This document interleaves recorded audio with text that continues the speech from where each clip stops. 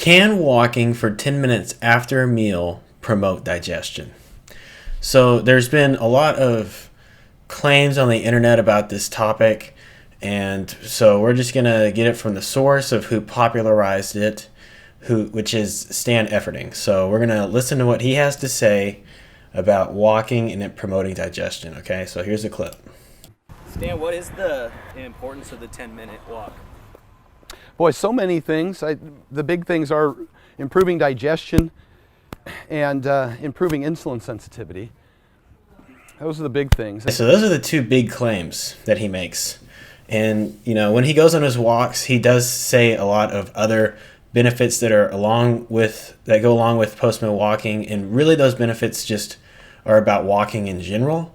And so those are true. Okay. And to be fair to Stan, I do like that he is promoting physical activity and for people to walk more. So my argument or what I'm looking into isn't whether or not walking is good. It's the specific timing in which you do the walking and if it actually provides benefits. So we're going to get into the scientific stuff a little bit. So when you eat, you know, you have two nervous systems, okay? So there's this parasympathetic nervous system, and then there's the sympathetic nervous system. So the parasympathetic is P and S, and the sympathetic is the S and S, okay? So the P and S is in charge of your GI tract or your digestive system, okay? So when you eat, your parasympathetic nervous system is basically turned on, and it provides a lot of allocated blood flow to your digestive organs, okay? And it helps you to produce and secrete digestive enzymes, and it increases your GI motility or the massaging of your food and the breakdown of it so that you can absorb it, okay?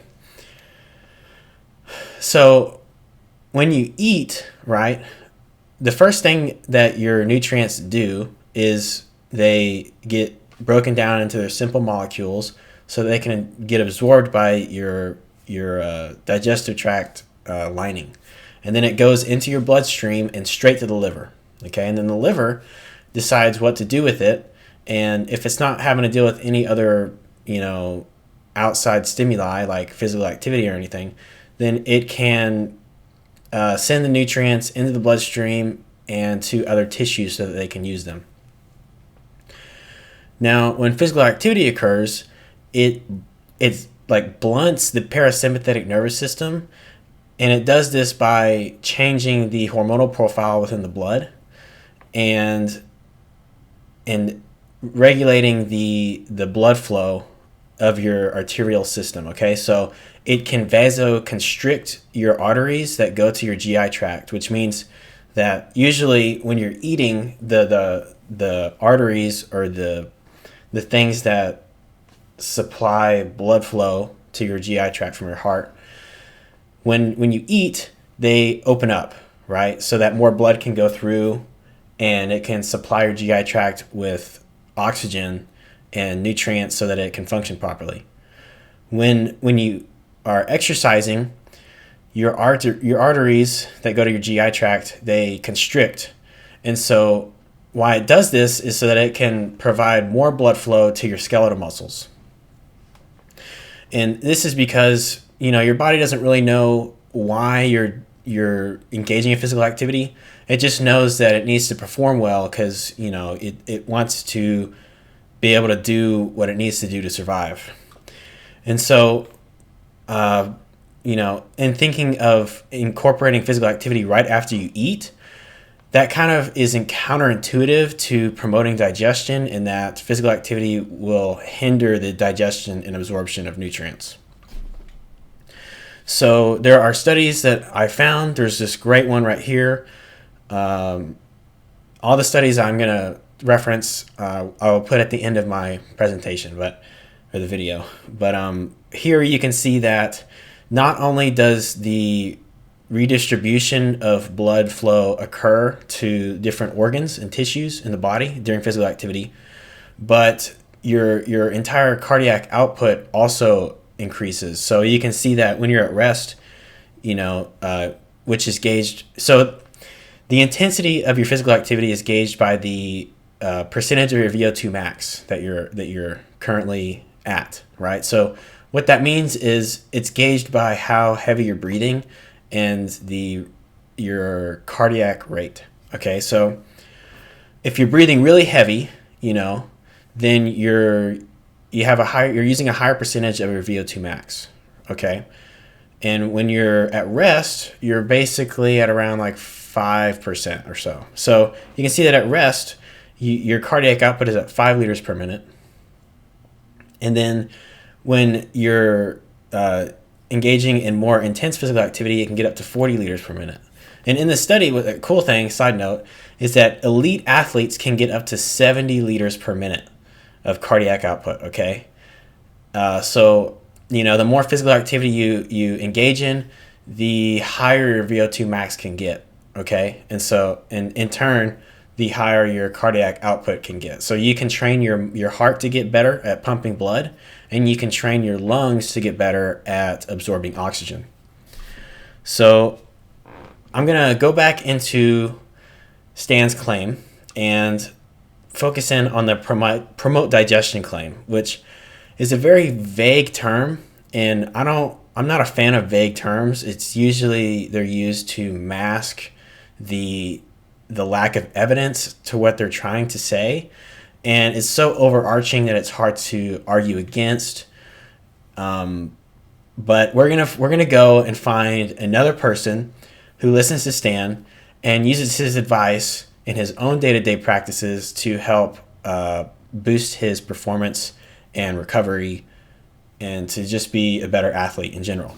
So we're going to look at Juji Mufu, and he was recently in a video by Muscle and Strength, a YouTube channel, and here he is talking about walking walking for 10 minutes post meal. Okay, so we're going to go right here. How do you do this? It's because there's like an insane number of studies about walking for 10 minutes after a meal, improving digestion, just crazy, more efficient. Also, it helps lower your blood glucose levels, so it does what you want it to do. It helps you digest the meal. It helps you make the meal work for you. But in order to do that, you have to work yourself to help your body digest the meal. So just walk for 10 minutes after a meal. Or you can jump on a trampoline, no wind and sled.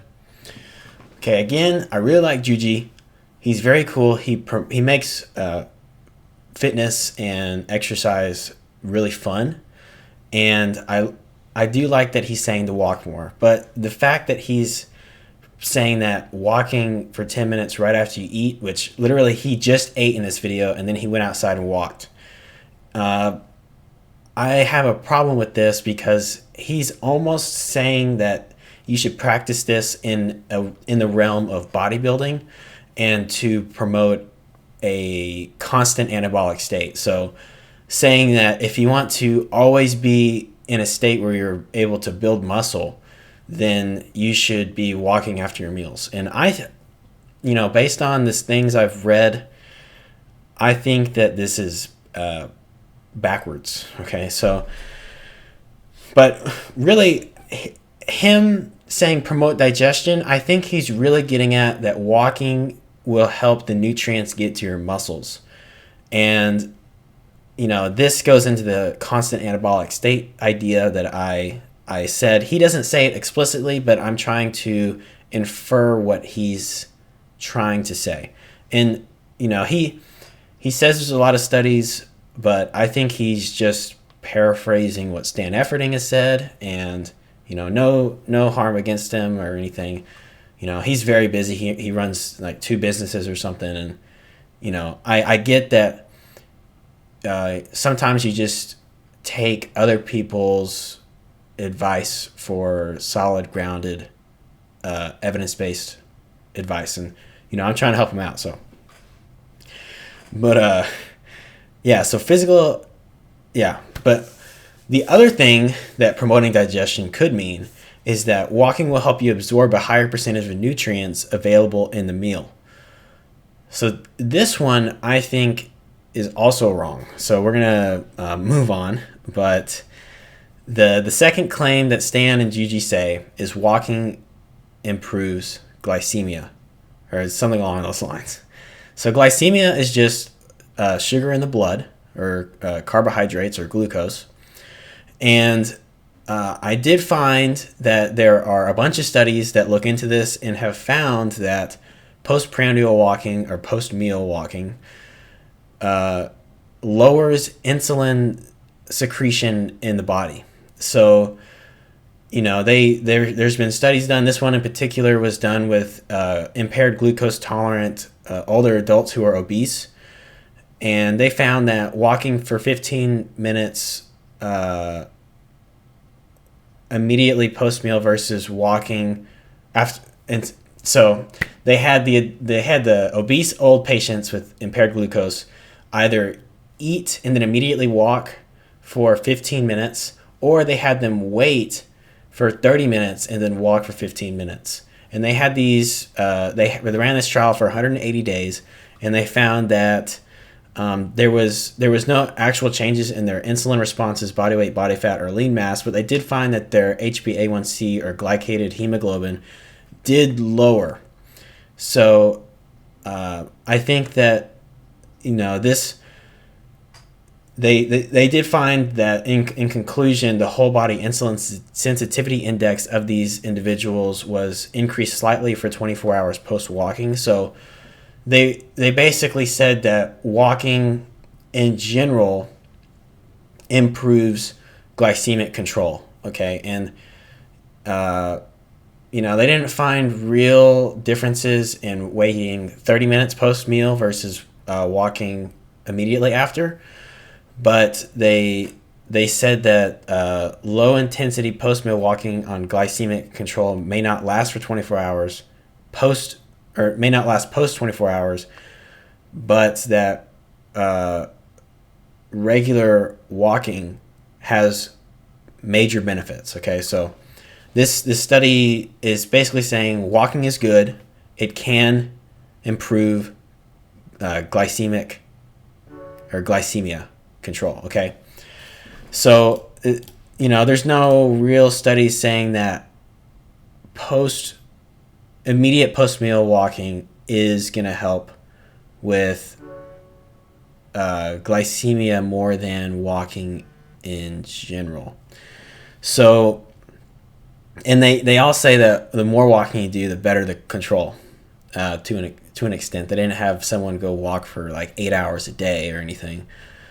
But, they would probably find that would be a bad thing. But, so then I looked at the post-meal walking on impact of attention, mood, and satiety to say maybe that, the digestive tract actually influences your attention, mood, and satiety. So, I was trying to extrapolate and say, well, maybe they could go this route and say, like, tie it into, decreased blood flow to GI, improves sustained release of orexin in the brain or something like that, or I don't know. But they ran this study, and they found, they had the patients do either the Western diet or the Mediterranean diet, and then they had them do those diets without post-meal walking and with post-meal walking. So there are 4 groups, and they found that there was no differences in effectiveness for treating cardiovascular diseases between the 2 diets. But they found that the Mediterranean diet did lead to a stronger and longer lasting feeling of satiety, mostly because of the increased fiber content. And they found that the Mediterranean diet was more beneficial regarding postprandial attention or post-meal attention, and that's really because the Mediterranean diet had a higher carbohydrate percentage for the daily totals and the meal compositions. Okay, so really your brain uses carbohydrates or glucose as its main fuel source, and if your meal has more carbs, then it's going to make you focus more. So on a side note, don't be afraid of carbs, because you could be limiting your cognitive function. But Yeah, they actually did find that post-meal resting was better for cognitive performance with the Western diet than with walking.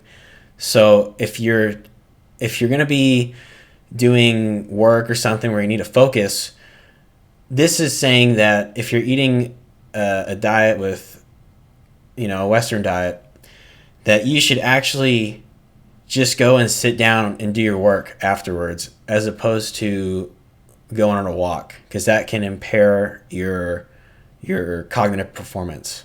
And they did this through like a test, and they like sat them down and made them run through stuff after they ate.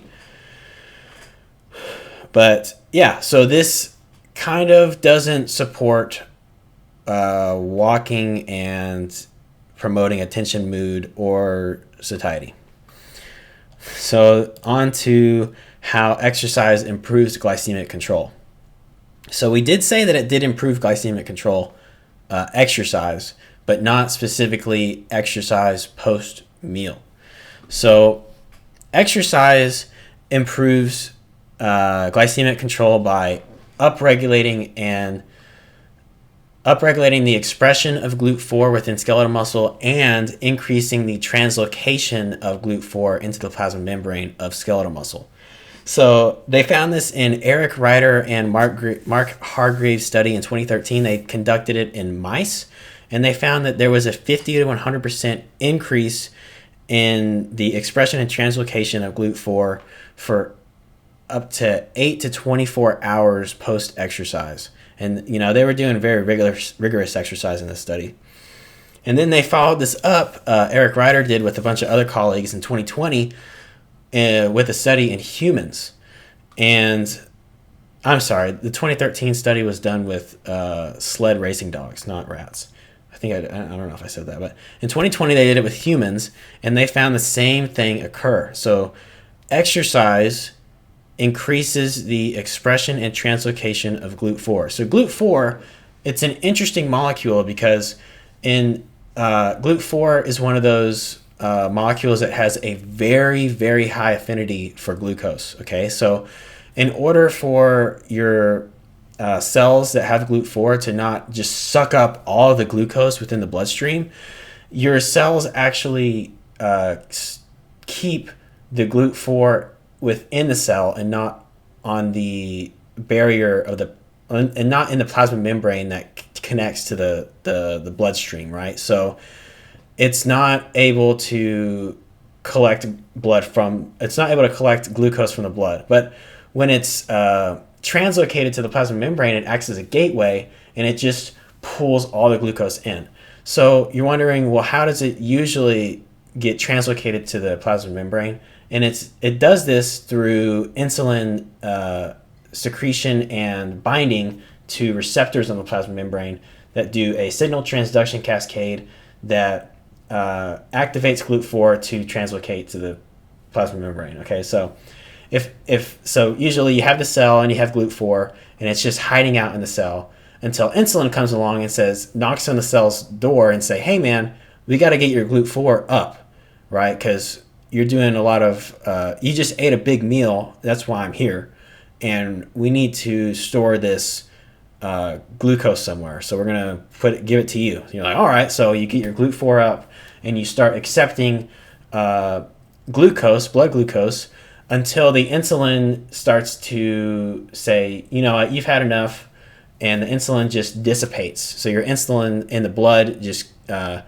lowers in concentration, and then the signaling stops, and the GLUT4 is like, all right, we're going to close our gate and go back into the cell.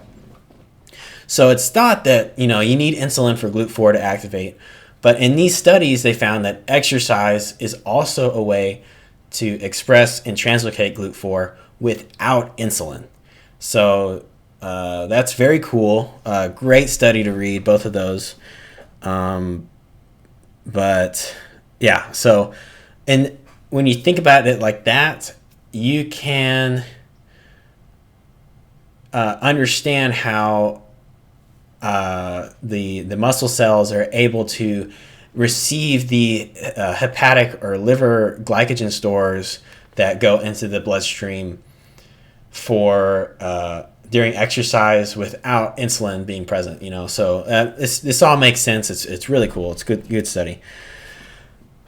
So so we found that walking post meal can improve glycemic control. Okay. And it does lower insulin production.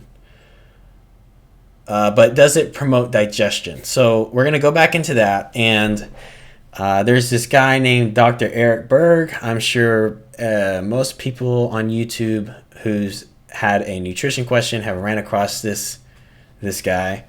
But we're going to listen to him and try to see what he has to say about nutrition promoting digestion. If you have the option of walking after you eat, there's some pretty interesting benefits. Number one, body motion like walking can aid in digestion. It stimulates the parasympathetic nervous system. That's rest and digest. So it's going to help you stimulate what's called peristalsis. It can help reduce bloating, gas, and even constipation. And when you walk after you eat, you're going to burn off that excess glucose to help normalize your blood sugars, which is then going to help you to tap into fat much sooner. On one study, they mentioned walking 10 minutes after someone ate compared to walking for 30 minutes. And there are greater benefits in walking 10 minutes after you ate compared to those 30 minutes. And the next point is that when you walk after you eat... Okay, so that study he just said, post the 10 minutes versus 30 minutes, I actually looked at that study and found that the people who walked immediately after increased their total daily step count as opposed to the people that walk for 30 minutes after. And, that was actually the first study I referenced, and they found that there was no difference in lean tissue or body mass compositions, but they did find that the glycated hemoglobin improved. So that was the study I talked about. It's really kind of like it's like he didn't read it correctly. And then the first thing he said was that post-meal walking improves digestion. He threw that buzzword out there, or buzz catchphrase. But then he said that it promotes the parasympathetic nervous system. Walking is physical activity. Physical activity promotes the sympathetic nervous system. So he had that backwards. It actually inhibits peristalsis, not improve. And he said that it can reduce bloating, gas, and constipation. There are the current medical recommendations are that you shouldn't recommend post-meal walking because it increases bloating, gas, and constipation. So, that's I don't know. It's like not very good. Yeah. So bad video on his part, but yeah. So we're going to look at the possible reasons for weight loss. So this is something that post-meal walking has going for it, is that physical activity after a meal inhibits it. Well, it could inhibit nutrient absorption, depending on how rigorous the activity is, and that physical activity after a meal decreases nutrient bioavailability. There's no real evidence going there, but personally, I think that this makes sense, and I wish there was more studies on it, looking into the changes in nutrient bioavailability within your meals due to physical activity after eating. But we're going to look at the Browning-Travagli study, and she goes into the GI and secretion and modulation of gastrointestinal functions, nervous system control, and she said that, in quotes, she said, the sympathetic nervous system exerts a predominantly inhibitory effect upon GI muscle and provides a tonic inhibitory influence over mucosal secretion, while at the same time regulates GI blood flow via neurally mediated vasoconstriction. So that's where I got the information earlier in this video, where I was talking about the vasoconstriction of the GI, but she's saying that it can also lower enzymatic mucosal secretions that help digest the food. So that's really where I'm getting into physical activity may decrease nutrient bioavailability and inhibit nutrient absorption, because she's saying that physical activity turns off the PNS, and it can basically stop the GI from doing anything. So your meal just sits there, and that's why I'm saying that if your meal's sitting there and not being digested and absorbed, then physical activity after meal inhibits nutrient absorption. Not that far-fetched of a claim. And physical activity after a meal decreases nutrient bioavailability. I'm saying that in the terms of, like a specific time window of eating. So if you go and eat and then walk 15 minutes afterwards, the 1 hour post meal with the included walking, I think the amount of nutrients you can get from that, extract from that meal you just ate, decreases because you walked, as opposed to if you had eaten and then just rested, like sat down for a bit.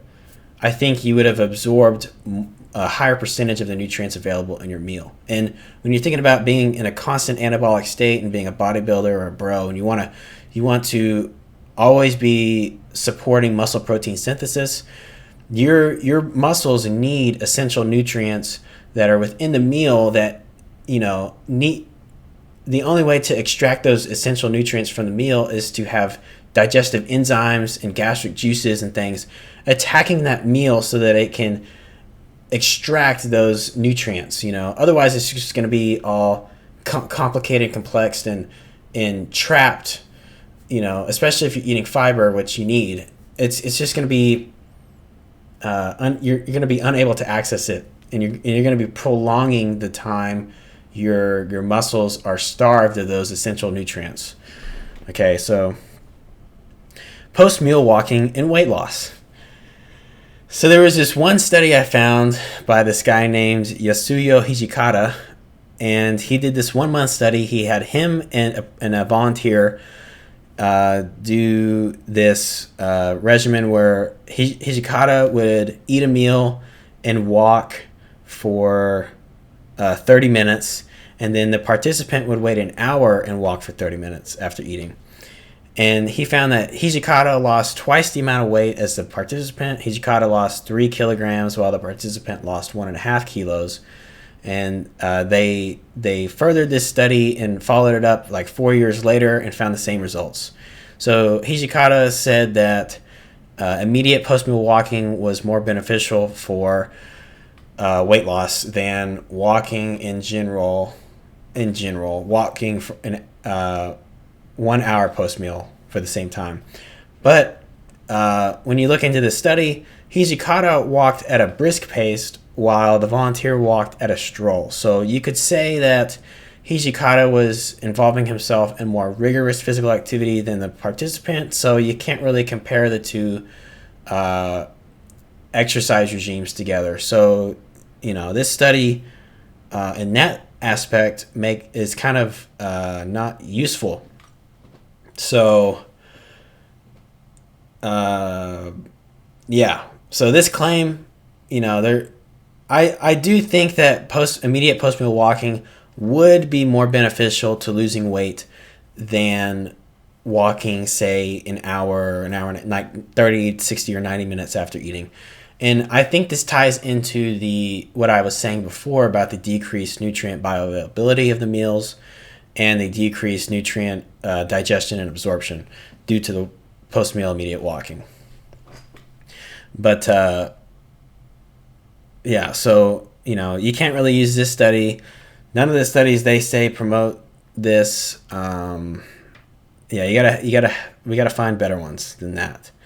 So the Nuance. Okay, so the claim that walking post-meal promotes digestion is made by Stan Efferding and Juji, and they say that it's specifically walking. So when you think about walking, you can infer that it's a low-intensity form of physical activity. So walking is usually around the 20 to 30% of your VO2 max.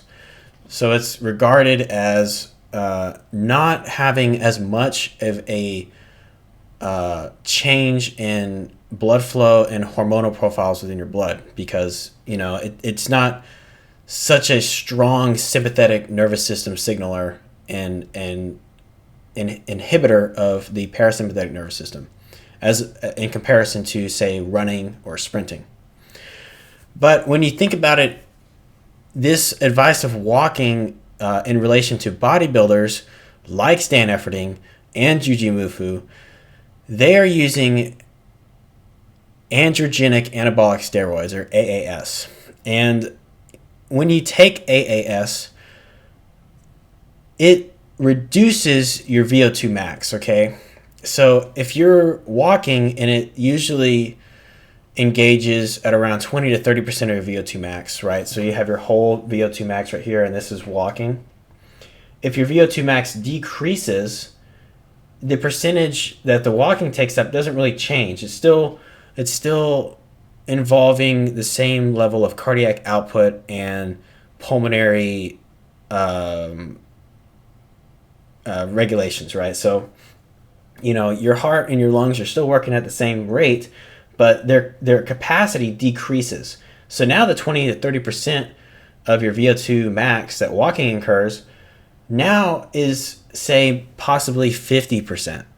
Okay, so now you can say that walking for a bodybuilder who uses AAS is comparable to a natural person going on a jog. Okay, so jogging is usually at around 50 to 65% of your VO2 max.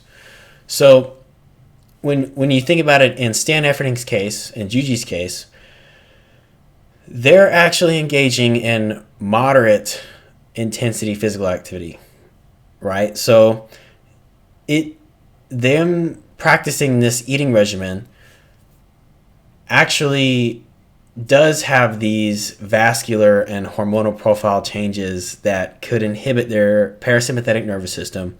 And I think that them doing this is inhibiting their digestion and the bioavailability of the nutrients within their meals. So I think they're inhibiting their desired goals of being in a constant anabolic state.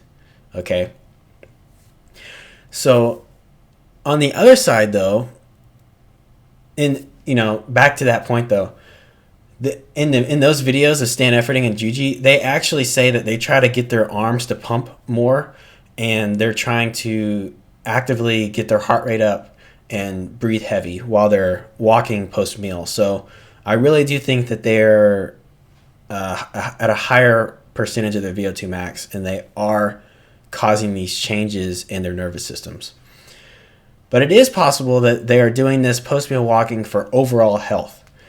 And rather than thinking it will help them put size in their frame or more muscle mass accrual, they're probably doing it for so that they can live longer, And in that case, I think that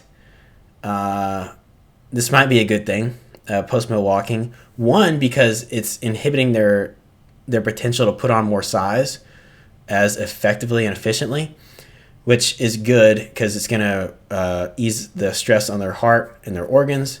And, walking is good in general. But these guys are willing to do the cardio, and they don't need this external cue of eating and then going to walk. So Stan Efferding might. I don't think Juji does. I think someone like Juji is implementing this advice to help put on more size, and I think that he should stop doing this practice. And just to go back, I don't think I explained it very well. On the people doing AAS, the reason why they decrease their VO2 max, it's because anabolic androgenic steroids, or the other way around, whatever. The AAS,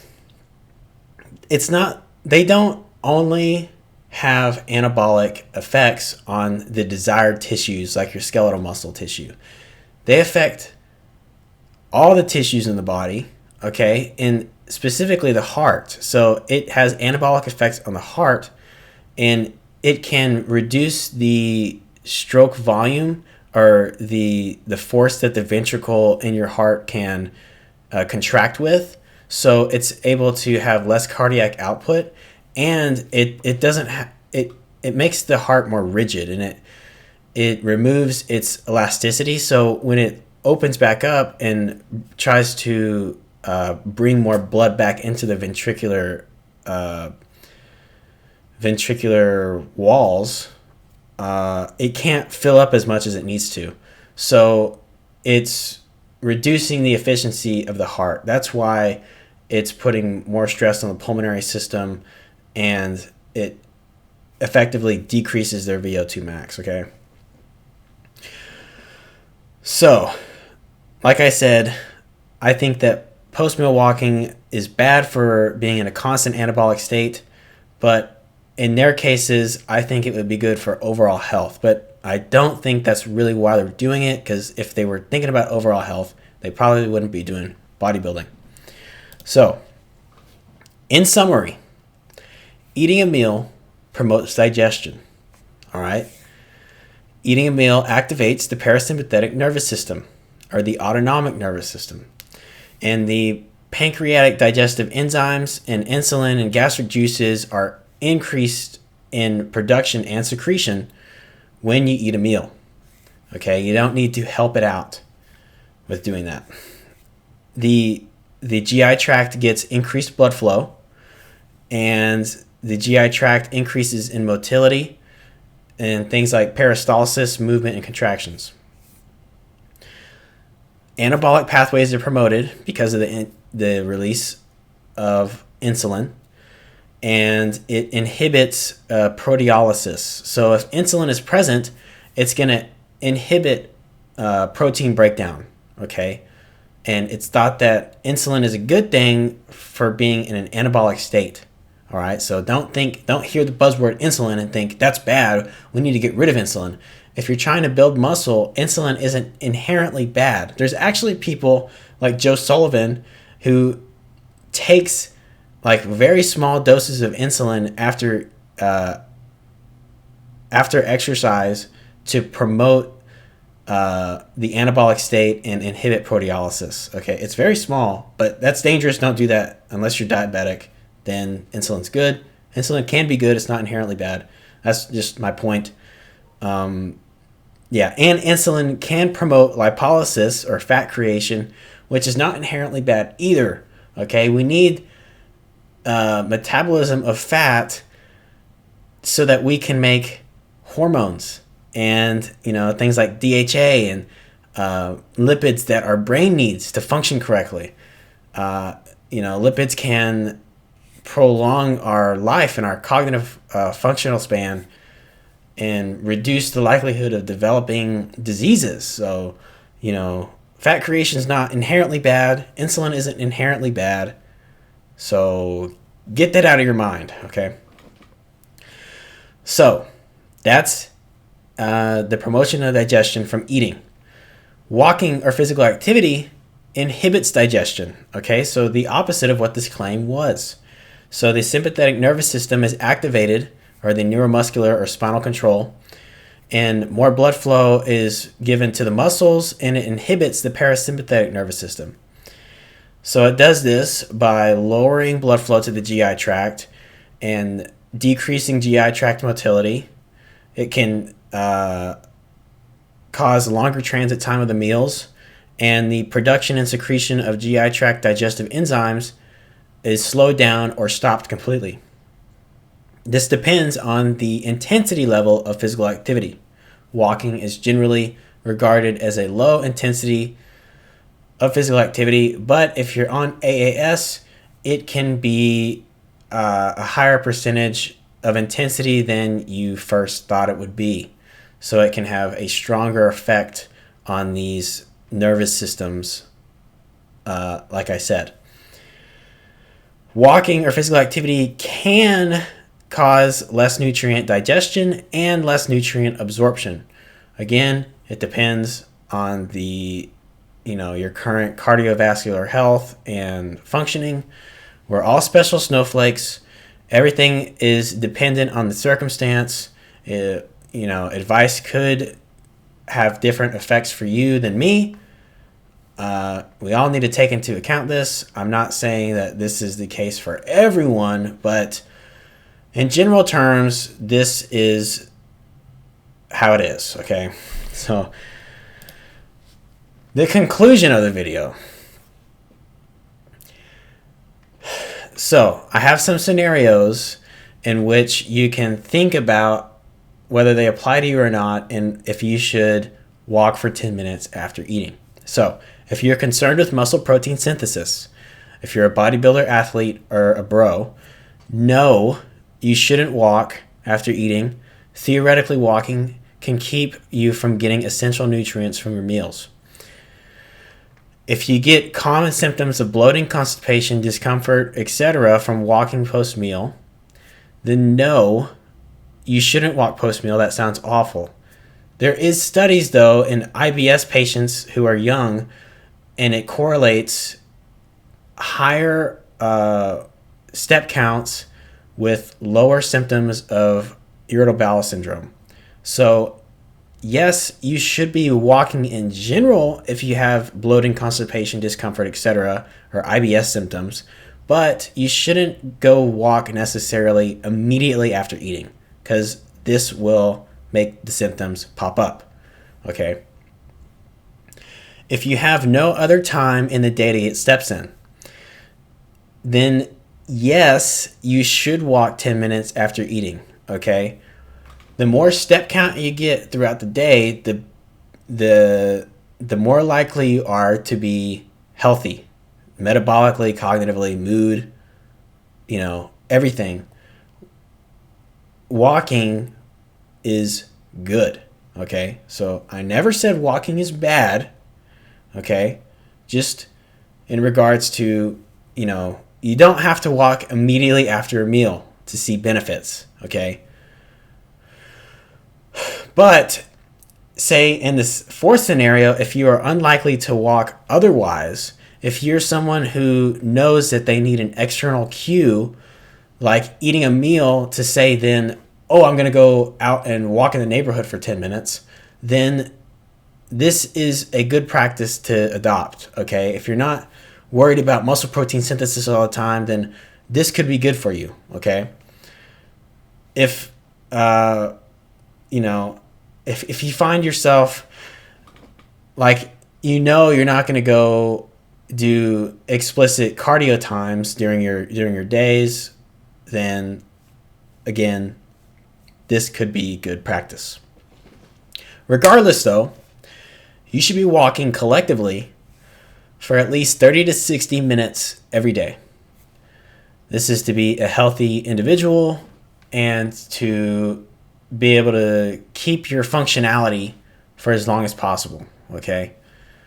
Someone who is walking for 30 to 60 minutes every day is likely to, when they're an elderly person, say 80 years old, they're still going to be able to walk, okay? You don't want to be that guy or girl who's bound to a wheelchair and needs their family to help them out because you didn't get your steps in throughout your life, okay? So for me personally, when I'm 80, I'm definitely going to be able to still walk, assuming I didn't get any serious injuries. I'm going to do my best to do that by getting my daily step counts in. So that was it. That was the video. Here's my references. I got 8 scientific studies here. My stuff is backed. I hope that it's very apparent that my stuff is based in scientific evidence, and I did account for nuances and things like that. So I hope you enjoyed the video. If you did like the video, please click the like button on the video and leave a comment. Any comment will do. It helps the video reach more people.